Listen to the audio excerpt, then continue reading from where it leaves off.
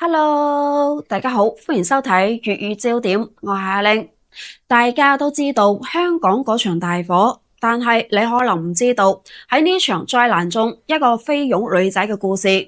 嗰場席捲香港嘅火災，濃煙同埋烈焰曾吞噬無數嘅平靜，但亦都喺危難中淬煉出人性嘅光芒。喺呢場震撼人生嘅災難中，一位平凡嘅菲傭小姐姐用血肉之軀築起生命嘅屏障，將3個月大嘅 BB 從死神中奪返。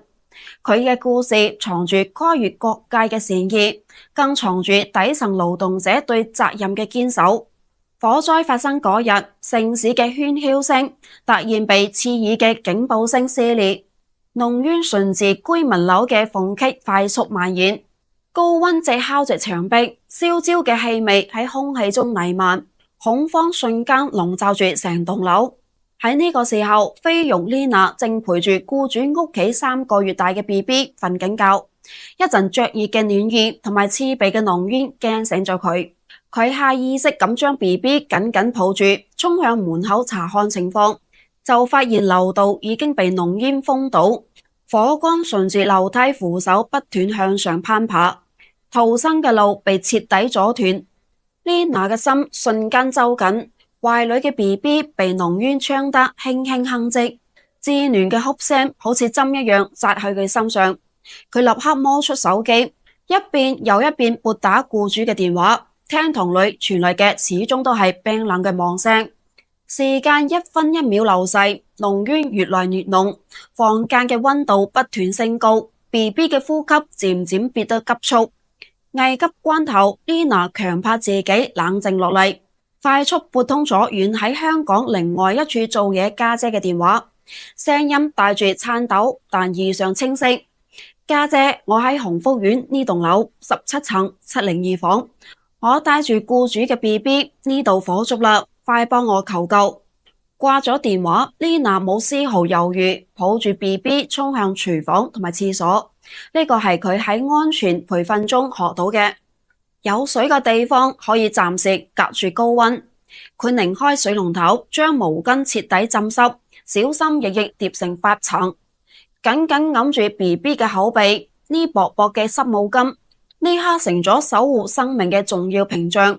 佢能過濾開部分有毒嘅煙塵，避免 BB 嬌嫩嘅呼吸道被灼傷。做完呢一切，佢將 BB 放喺相對安全嘅角落，自己就擋喺 BB 身前，用身體築起一場屏障，抵擋住不斷逼近嘅熱浪同埋火聲。濃煙漸漸灌滿咗房間， Lina 嘅眼睛被熏得紅腫流淚，皮膚被高溫直烤得刺痛難忍，頭髮亦都被火星燎得捲起焦黃，但佢始終緊緊護住懷裏嘅 BB， 雙手死死揞住濕毛巾，唔敢有絲毫鬆懈。佢輕輕拍住 BB 嘅後背，用溫柔嘅語氣哼唱住家鄉嘅歌謠，試圖安撫受驚嘅 BB， 亦都俾自己打氣。唔知過咗幾耐，外面傳來咗消防員嘅呼喊聲， Lina 拼盡全力回應，用最後嘅力氣將 BB 往懷裏抱緊，驚救援過程中 BB 受到一啲傷害。當消防員破門而入，刺眼嘅燈光照亮濃煙彌漫嘅房間時，眼前嘅一幕令所有人動容。受虐嘅 Lina 蜷縮喺角落，身體大部分暴露喺煙火侵襲嘅方向，後背同埋手臂已被大面積燒傷，皮膚紅腫起泡，衣物亦都被燒得破爛不堪。而佢懷中嘅 BB 喺濕毛巾嘅保護下，竟毫髮無損，只係因受驚偶爾輕隻兩聲。消防員立刻上前，小心翼翼接過 BB， 又迅速將 Lina 抬上擔架，向樓下嘅救護車狂奔而去。喺醫院入邊，醫生立刻對 Lina 展開救治，大面積燒傷嘅傷口令佢痛得全身發抖，但始終牽掛住 BB 嘅安危。醒咗之後，第一句話就係：BB 呢？ BB 有冇事啊？守喺病床前嘅姐姐早已淚流滿面，握住佢嘅手，哭住對醫生話：醫生，求求你一定要救救佢，佢係我哋全屋企人嘅希望。屋企嘅父母年邁多病，仲有兩個正喺度返學嘅小朋友，屋企人嘅生活全靠佢喺香港做嘢支撐，佢唔可以有事。Lina 嘅故事好快隨住媒體報道傳遍咗香港，亦都溫暖咗成個中國。人們知道呢位平凡嘅菲傭喺生死關頭放棄咗優先自保嘅機會，用身體守護陌生嘅嬰兒，紛紛被佢無私同埋勇敢打動。香港嘅慈善團隊第一時間行動起嚟，開設救助熱線為佢提供支援。民間義工自發組織起嚟，為佢籌集醫療費用同埋生活物資。無數香港市民通過各種渠道捐物捐款，短短幾日捐款數額就足夠覆蓋佢全部嘅治療費用，甚至可以保障佢屋企人未來多年嘅生活。喺醫院接受治療嘅日子裏，Lina 經常收到陌生人送嚟嘅鮮花同埋祝福。僱主夫婦趕到醫院之後，握住佢嘅手，泣不成聲，一邊又一邊講多謝、感謝。曾經素不相識嘅市民特意趕來探望，為佢加油鼓氣。就連菲律賓駐港機構嘅工作人員亦都嚟到醫院，向佢表示敬意。呢個遠赴海外務工嘅普通女性，用一次勇敢嘅堅守，唔單止守護咗一條幼小嘅生命，更令人們睇到咗海外勞工身上嘅責任同埋擔當。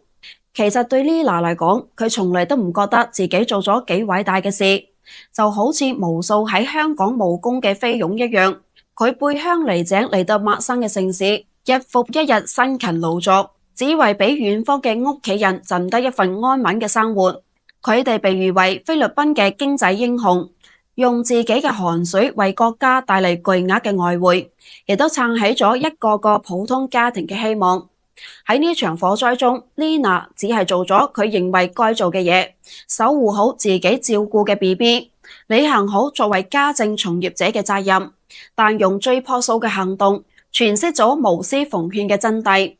火災過後，香港呢座城市嘅溫暖仲喺度延續。民間組織家傭康復中心主動為 Lina 提供咗法律同埋經濟援助，確保佢嘅權益受到保障。醫院安排咗最好嘅醫護團隊，精心照料佢嘅傷情。曾經捐款嘅市民仲會經常問佢嘅恢復情況，送嚟家鄉特產。Lina 嘅家姐話，個妹醒咗之後，知道大家嘅幫助，喊到好似個小朋友。佢話自己只係做咗一件好細嘅事，冇諗到可以得到咁多人嘅關愛。而家 Lina 嘅傷情漸漸好轉，睇住窗外香港嘅煙火氣，佢嘅心滿是溫暖。佢知道自己唔單止守護咗一個生命，更係收穫咗一座城市嘅善意。呢場火災帶嚟咗傷痛同埋損失，但亦都令人們睇到咗人性嘅光輝。無關國籍，無關身份，喺生命面前，每一份堅守同埋善良都值得被尊重。喺危難時刻，每一次援手同埋溫暖都可以匯聚成力量。Lina 嘅故事冇驚天動地嘅壯舉，但喺平凡中見偉大，喺危難中顯真情。呢個遠渡重洋嘅菲傭小姐姐，用身體守護生命，用責任詮釋擔當，令我哋明白真正嘅勇敢唔係無所畏懼，而係明知危險依然選擇守護。